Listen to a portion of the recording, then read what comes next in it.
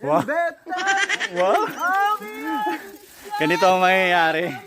Sino ba yung nakaisip niyan? Si Bok. Si Bok ang nakaisip nito. Sabi ko, Pacho, ano tayo, rancho? Malay ko bang yun din ang naisip ko sa Akasya? Kasayang mga araw.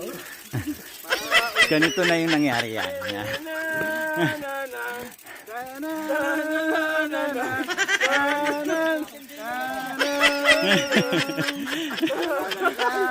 Ganda natin tignan, oh. Ito yung nangyari. Inapinayin pa si nanay. Ganito ang mangyayari sa El Rancho. Yan, oh.